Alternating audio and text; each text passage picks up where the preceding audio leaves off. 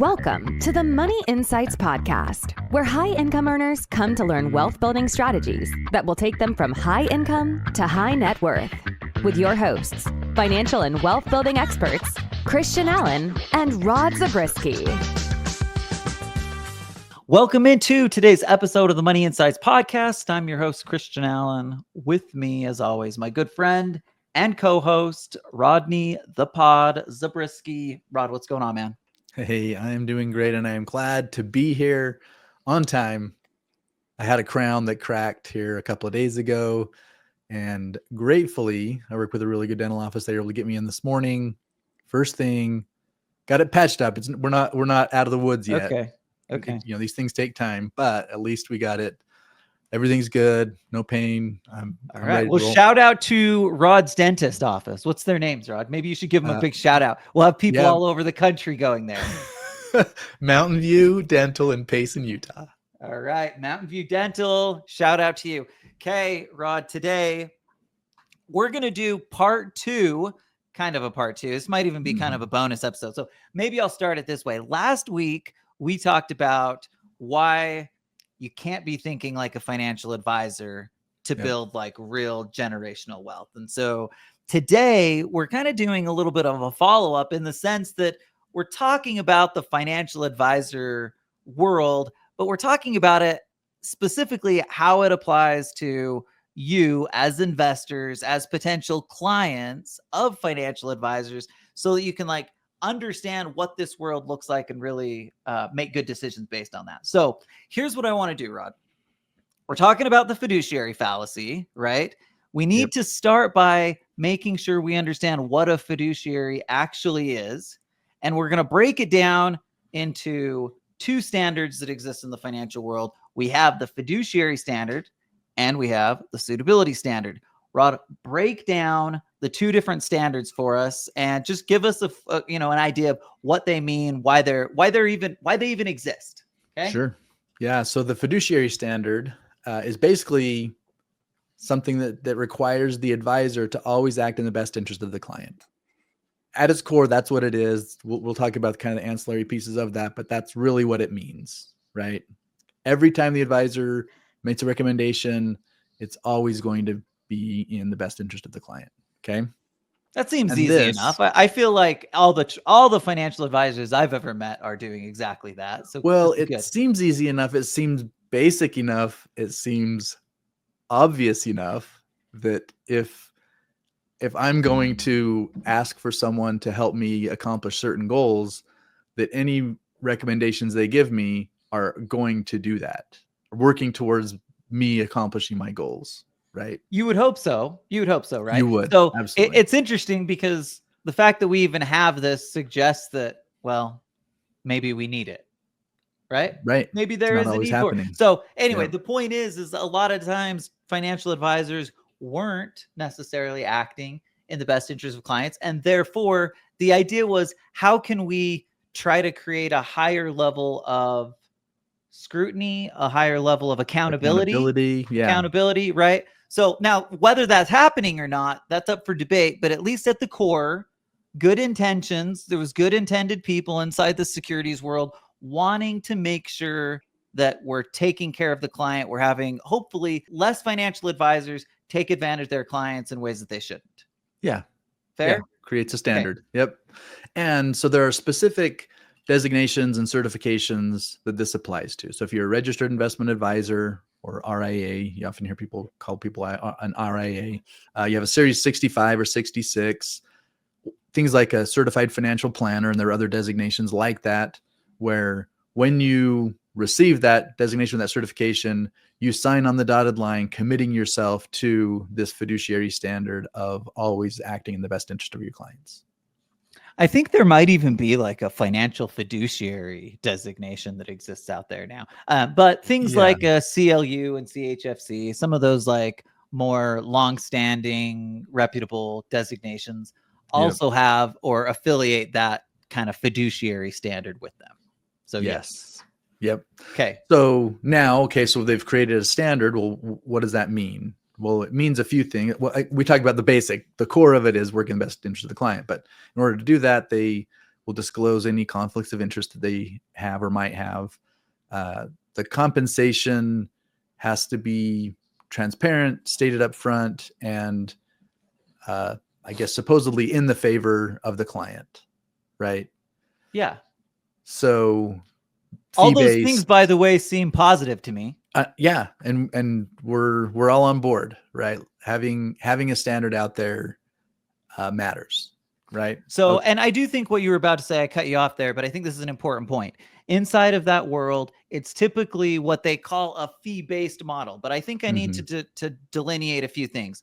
There's fee only, there's fee-based, and then there's like your commission world, right? All of those three ways are ways that people get paid, right? The fee only structure. Now, when you talk to the fee only people, they really think they're on on next level, right? Because they're like, not only do I not take commissions in, or like I could, but I just don't. They're just like, I can't even do it. I'm a fee only advisor. I can literally only take a fee for giving you a plan or giving you advice or something like that. Oftentimes the fee only advisors, I shouldn't say often, some of the time the fee only advisors don't even want to manage assets, right? They're just specifically doing it for the advice specifically. Okay. And then you have the fee-based advisor. The fee-based advisor is a little different. They are still held to, because they have to have a Series 65 or one of those other things. They're still held to that fiduciary standard, but they can get paid commissions or fees, and typically they do. So most often a fee-based advisor, the beauty of that is you can tout all of the fun fiduciary stuff without actually, living it as intensely. We'll just call it that. Because typically what happens is the fee-based advisors give advice, but then at the point in time when a client's going to implement said advice, they're like, hey, come over and implement it with me. So oftentimes they're actually earning the fee and the commission, where the fee only advisor is only earning the fee.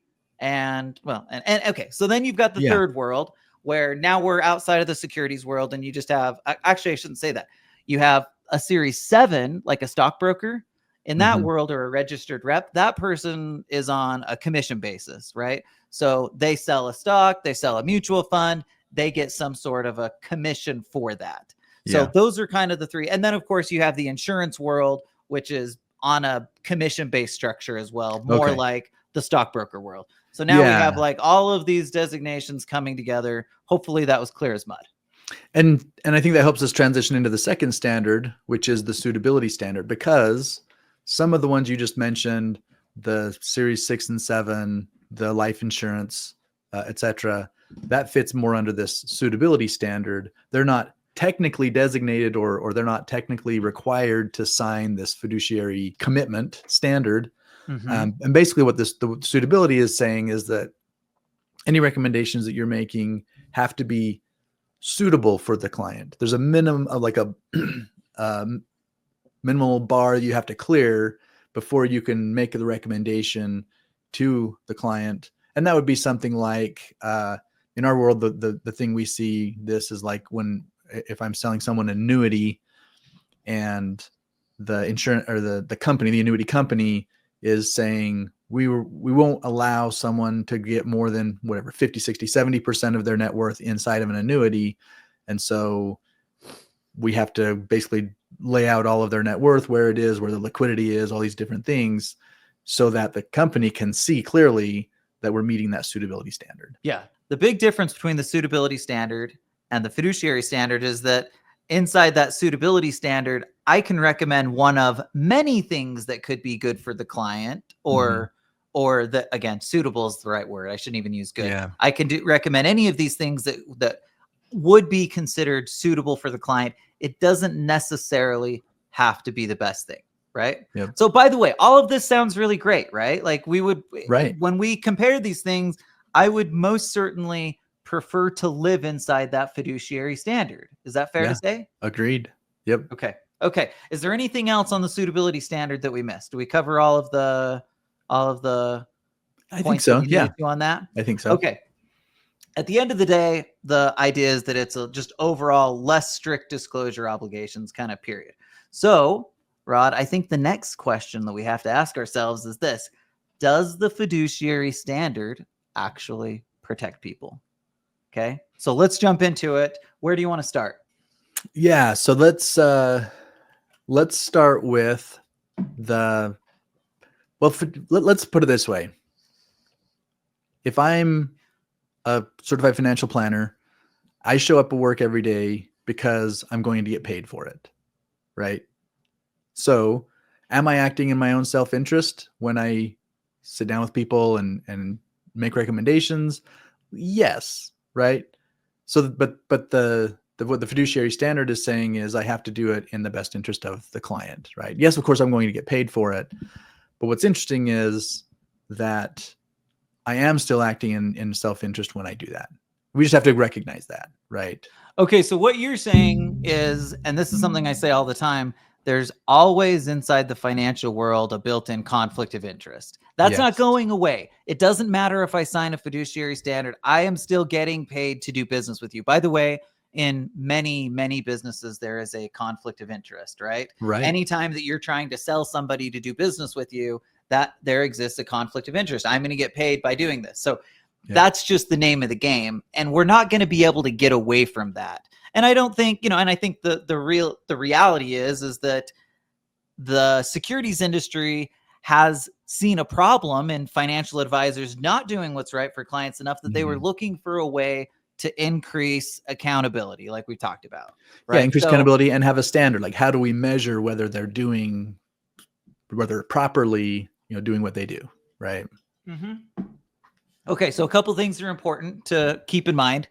The models are typically not built for, well, let's put it this way. The financial advisory model and the fiduciary standard are kind of a little bit like water and oil in the sense that they don't go together as well as people think. Let me explain. So if the idea is that I have to do what's in the best interest of the client, well, that would suggest in my mind that I would have to know what's in the best interest of the client. So the starting point is, as a fiduciary, how do I absolutely know what's in the best interest of the client if I'm working on a model that carries just a handful? And when I say a handful, typically what happens, you've got a broker-dealer, right? And your broker-dealer and RA have within that certain investments that are available to you. And so the advisor within that world will say, okay, based on what I have access to, here's what I believe is going to be in the best interest of the client. But the problem there exists. The problem that exists there is massive. And the problem is this: they don't have access to all of these other things. So let's just say theoretically, the traditional financial advisor gets in front of somebody and they're saying, hey, I'm committed to doing what's in your best interest.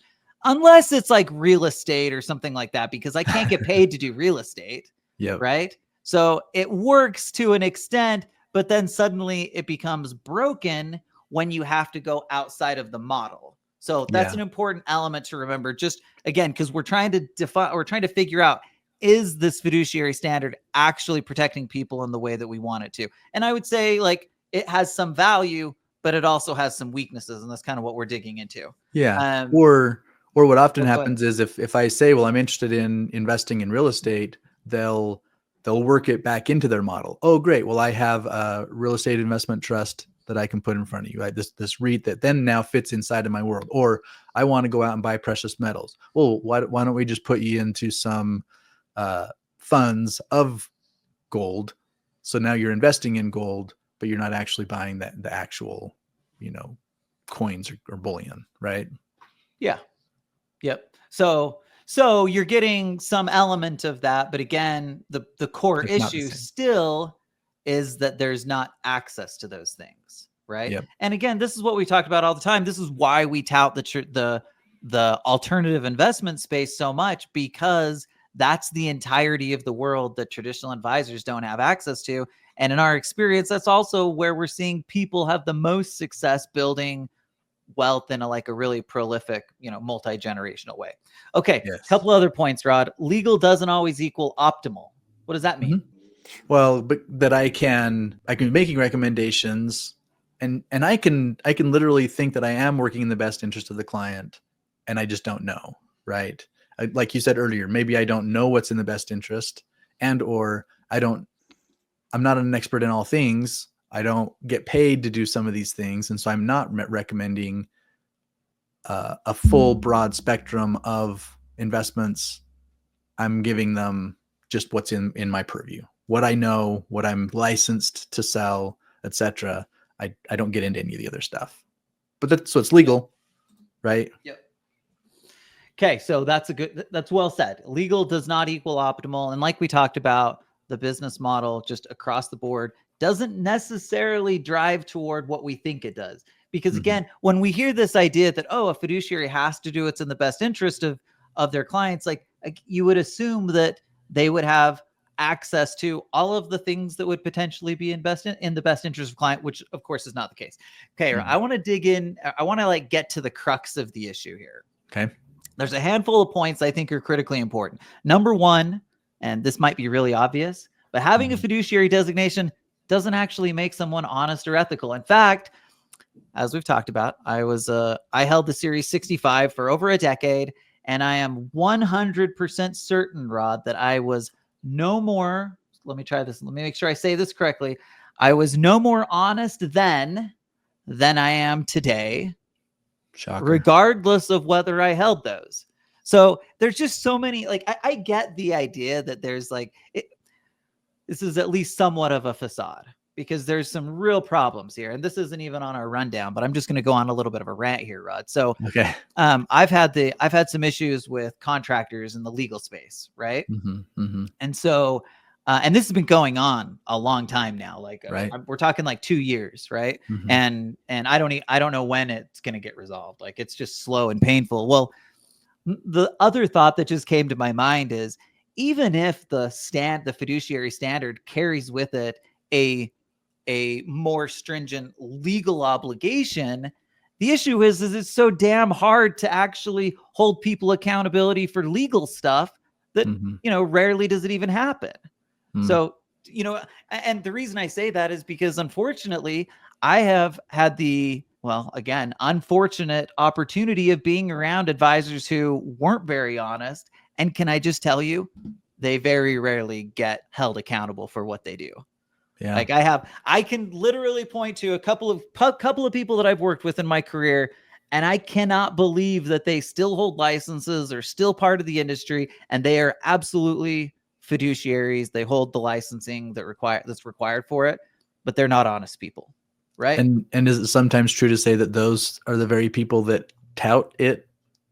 Okay, yes, they're the ones who tout it the hardest. And this is really the issue that I have. We're going to talk about this in a minute, but it's about the narrative, right? The frustration for people like us who have really been, someone like me, I've been on both sides of this fence. And so I'm hearing it and I'm thinking like, okay, I get it. Like I get that should be the better standard. Everybody should be honest. Everybody should be doing what's in the best interest of the client. The fact that it takes a piece of paper or we sign a piece of paper and we think that that's actually going to hold someone to do that is really just completely naive. And I think it's a huge red flag when your advisors are laser focused on touting how honest they are. To me, that's like you don't tell people you're honest, you act honestly, right? Your track record, if you're someone who's honest, you should be able to have a whole bunch of clients and people that you've worked with who are saying, this person does it right for me, right? Yeah. Anyway, so that's just one of those things that really gets to me because I think there's a huge difference between signing a form that says I'm honest and actually doing it. Yeah. Yeah. So integrity is shown through the values and the behavior, how the professional builds their model, whether or not they have this designation that says they're a fiduciary, right? Yeah, 100%. And not only that, Rod, but plenty of fiduciaries give bad or mediocre advice. So just because you have a fiduciary doesn't mean you're more well qualified in terms of your knowledge base and understanding and ability to actually deliver, right? So again, a lot of times people start to assume things like, oh, they're likely a better advisor because they're a fiduciary. And the reality is those two things aren't the case. Oftentimes people become a fiduciary because they want to be able to tout the fiduciary title. Like I've seen, again, I think that there's even a fiduciary, like a more simplified financial fiduciary designation that people can get just for the purpose of being able to tout that I'm a fiduciary. It's really narrative driven. We'll get into that here in just a minute. But the other thing is that people who don't, or people who aren't considered fiduciaries, absolutely can be way better, can be far more honest, can be far more accountable, and can deliver a much better result to a client, regardless of not being a fiduciary. So I guess my point on this one is just that while the fiduciary standard, I think, is a valuable standard, I just think it's naive to feel like, or to suggest or think that signing a form saying that I'm honest and saying that I'm a fiduciary is actually going to be what delivers. So what that means then is we have to figure out a real way to evaluate integrity, right? Yeah. It can't be based on this. So anybody listening, if the reason you're working with your financial advisor is because they're a fiduciary, you absolutely need to take a step back and make sure that the other elements are in place just as strongly as that in order to get the best result. So here's the question, Rod. How do we evaluate real integrity in a financial professional? What are some of the things that we should be looking for? Yeah, I mean, the first thing is are they prioritizing education over pressure? In other words, when they're coming to you and making a recommendation, is it based in their authority? Hey, I know what's best. I'm a fiduciary. I'm suggesting you do this. Don't ask I hope questions. Nobody says you should listen to me. I'm a fiduciary. If that's what happens, you should just run. Yeah.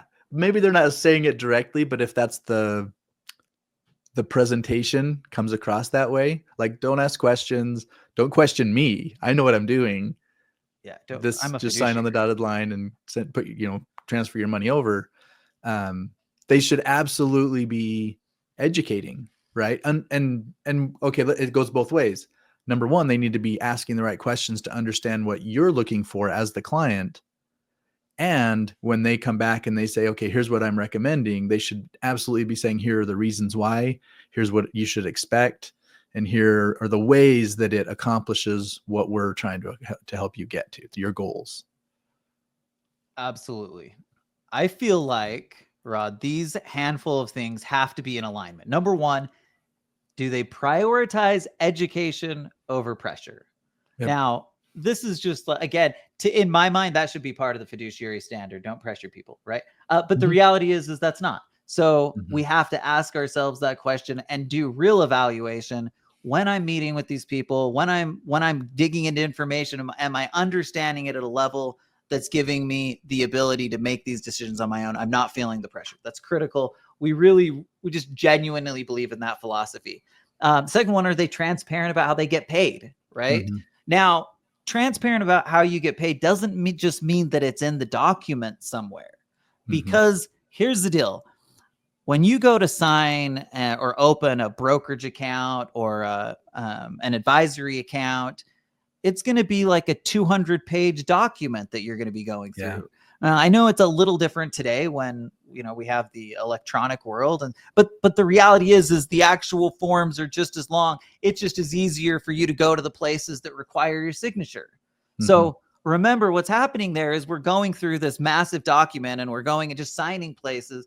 So my point here is it can't be enough to just have it somewhere in the documentation. It should be just a simple, this is how we get paid, right? Transparency right up front. That way people don't have to question it. That's critical.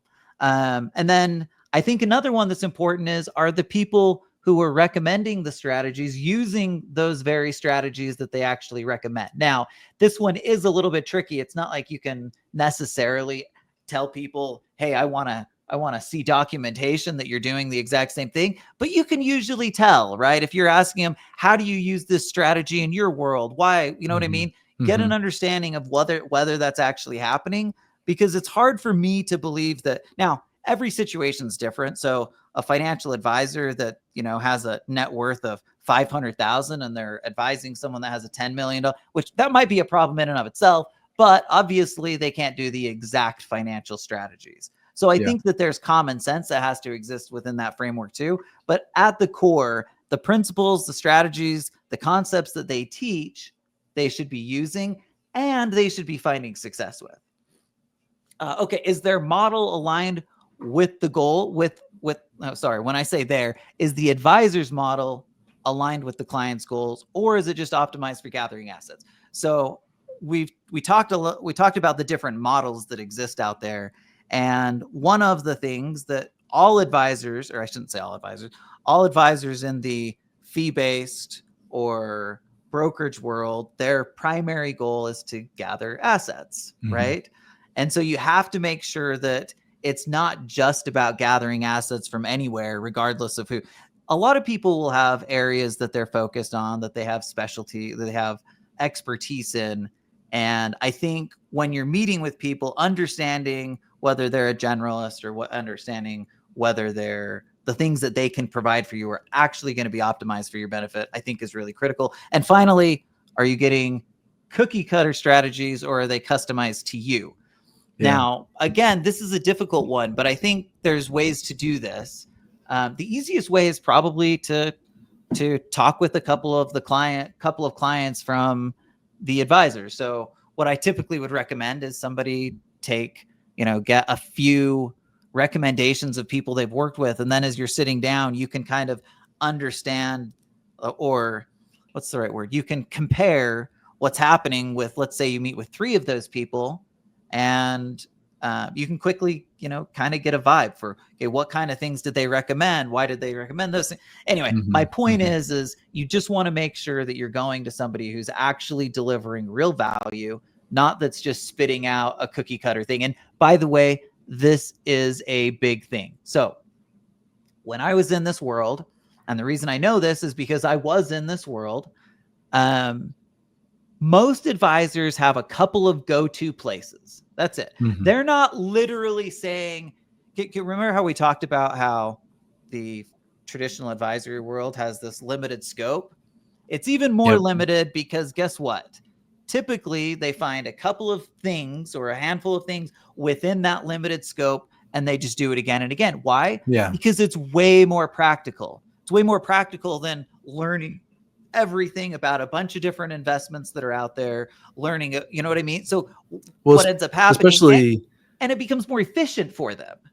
Yeah. Well, especially if you're the person that's meeting with the clients, how is it realistic for you also to be the one who is making all of the decisions on the trades and what's up, what's down, what's optimal? Okay. So at the same time. So we should just know that doesn't exist. So if you have an asset gatherer, that is not the person who's typically making investment decisions. Every once in a while, I've run into people who gather assets and they do all of the investing. That is very much atypical. Most of the time, when you're working with the big brokerages or the big insurance companies and their brokerage side, they are going to be focused on working with you. They have to be, right? Like it's not actually possible to work on or like manage investments full time. That's why there's a difference between like brokers and analysts, right? An analyst is the person who's actually doing like the back end work and trying to determine what investments are good. And then those people recommend to like your fund managers what to actually do. But the advisor is typically just putting you in some funds that other people are managing. And I think that's important. That's an important point. Okay, Rod, let's flip the script. Here's some things I want to emphasize that I think are super important. And maybe we've already done it, but we're going to reemphasize. Number 1, don't blindly trust designations or labels. I know that sounds obvious, but this is a big narrative out there. Like we're hearing it all over. And I see it, right? It typically comes from within the industry, but I've seen some people from without it pushing that same kind of narrative. Like I would never work with somebody that's not a fiduciary. And I look at that and I'm like, okay, what's really sad is they're missing an entire investment world that exists outside of that fiduciary advisor. And they don't even know it. So it's like ignorance is bliss. It's like, okay, well, inside of what I know, I want to make sure that this is happening the right way. And by doing that, they're quite literally taking out all of this opportunity. They just don't even know it exists. So it's really critical. Don't blindly trust. The key is instead, Rod, to ask good questions. So we've hit on this a little bit, but what are the questions we should be asking? Yeah. So we've talked about asking, how do you get paid? How's that compensation work? And it's the compensation model, but also within the specific recommendations they're making. How are you going to get paid if I move forward with this? What strategies do they personally use? And then how is the strategy aligned with my situation? And again, that's a question that hopefully you won't have to ask, that last one, because they should be understanding what you're looking for, making a recommendation based on what you're looking for. And so you should very easily and cleanly be able to draw a line between, I told them I'm looking for this. They're making this recommendation that helps me accomplish that. So if you actually get to the point where you're unclear on that and you have to ask the question, well, how is this aligned with my goals? Then that might be answer enough, right? Yeah. Yeah, I think that's fair. Okay. The thing I want to close off on, Rod, is I want to talk about why the fiduciary world pushes this narrative so drastically. Okay. And this is probably a big reason why we're talking about it, because we are no longer in the fiduciary space. We chose to leave. Here's the thing. We chose to leave the entire framework, right? So that traditional financial planning existence is an area we decided it was hamstringing us in a way that wasn't allowing us to help people build wealth in the way that we wanted to. So we had to walk away from that world entirely, which, by the way, best move that we could have ever done. It's incredible to see like the amount of success that people are having. I told this story yesterday, or was it yesterday? I told the story in our last pod, and it was about one of our friends who's been working with their clients for years, and they produced for them a 3% return. A 3% return. It's absolutely insane. I just look at that and I start to think, like, how can people actually be excited about that, happy about that? And of course, in his case, he was like, I could have done anything else. Well, the point I'm making isn't that he did a bad job or that he's not a good person. He is a very good person. Yeah. The issue is that the framework that exists there is broken. Like, it doesn't work for people in the way that they think they're getting. And what's really sad is most people don't even know the returns they've actually gotten anyway. Right. Like if you went to most people and said, well, what have been your returns over the last 10 years? 9 out of 10 people would have no idea, other than what my statement says happened over the last 12 months. Yeah. Yeah. My balance is going up. Oh, but are you contributing? Oh, yeah. Oh, shoot. I forgot about that. Okay. So here are the legitimate reasons why fiduciaries push this narrative. And then we're going to talk about maybe the less legitimate reasons, and then we'll sign out.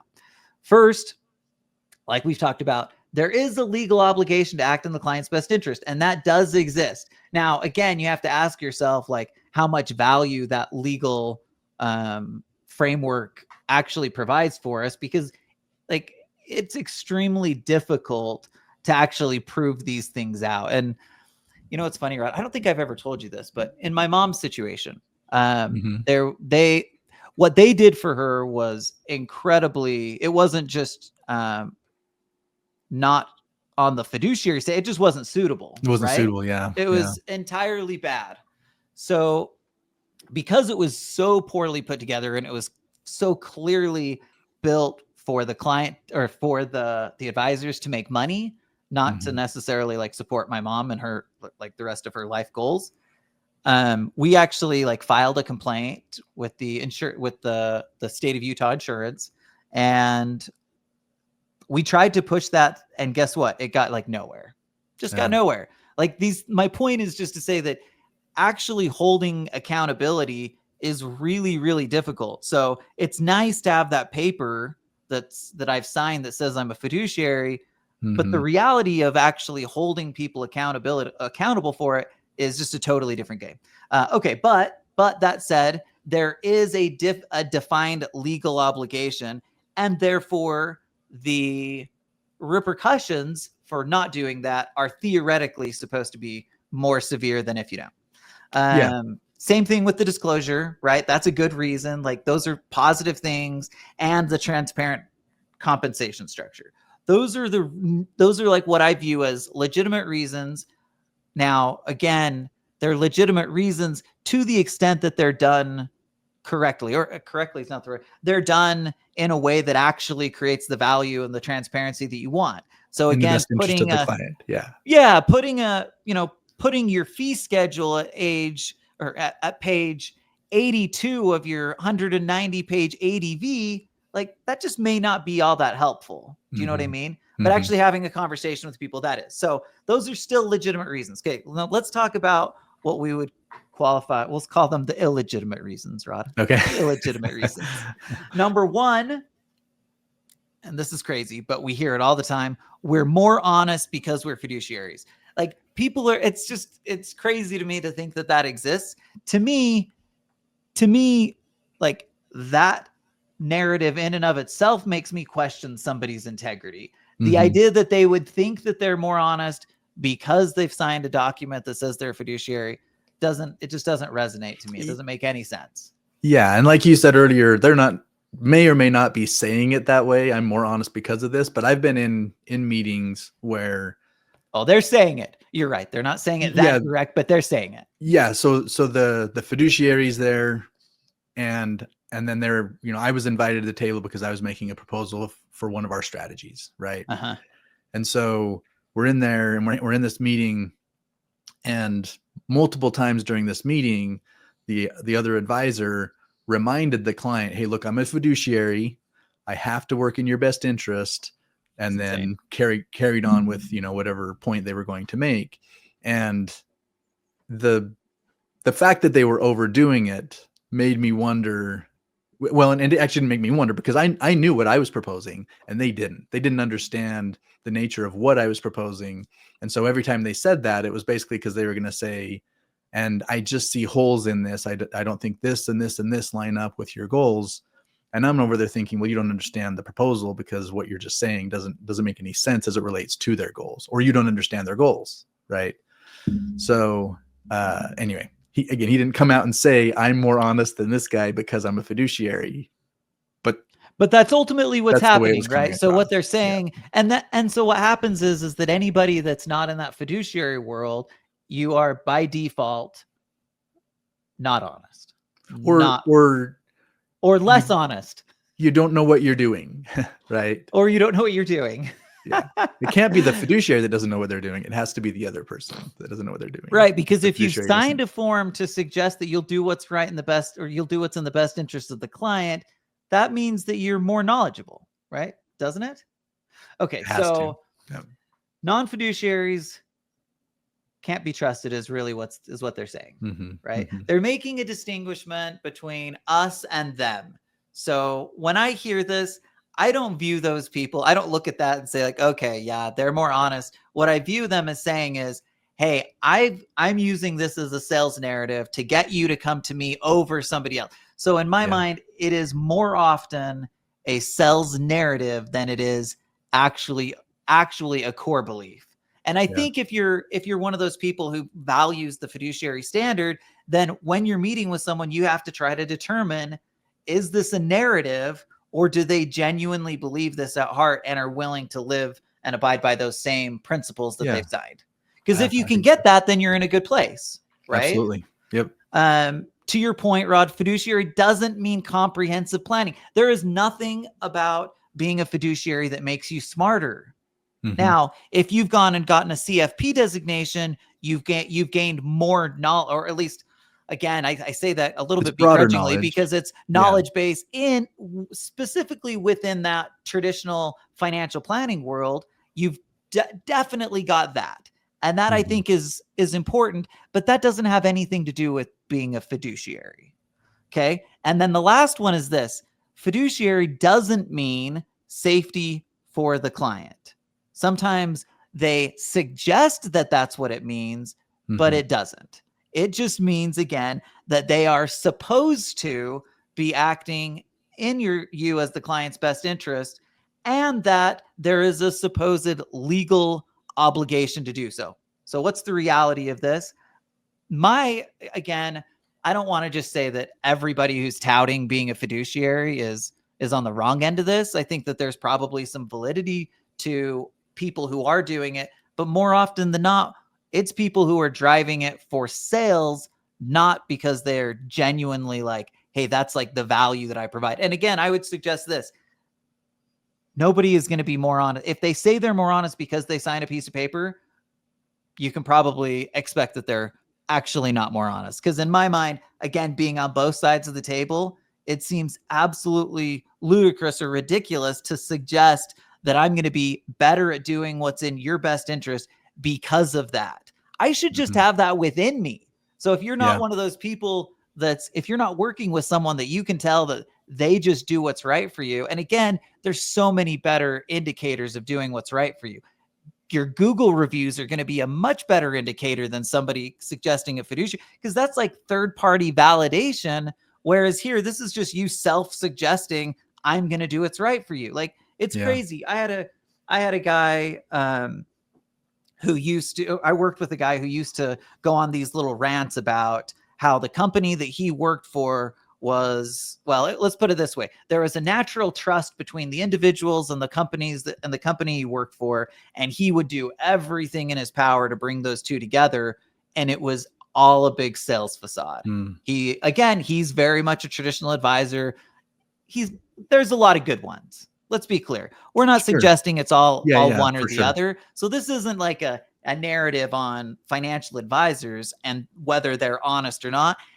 The whole goal is just to make sure your eyes are open around this idea of the fiduciary standard. I do think it's valuable, but it's definitely not the end all be all. Rod, what concluding thoughts do you have? Yeah, I mean, that last bit you just said there, it was created with good intentions. It's good that it exists. Let's just understand it truly for what it is. So make sure that your advisor shows up and does it right, no matter what. Yeah. Sweet. Kay, thanks everybody for hanging out with us. We'll see you next week. Thank you for listening to the Money Insights Podcast. To learn more about the financial and business strategies discussed in this show, please visit moneyinsights.net. The views and opinions expressed on the Money Insights Podcast are not intended to be individual financial, tax, or legal advice. Always consult with the appropriate advisor before making financial decisions. And if you're enjoying the show, please feel free to rate, subscribe, and leave a review wherever you listen to your podcasts. This will help others find the show and learn wealth-building strategies for themselves. Thanks again for tuning in, and we'll catch you in the next episode.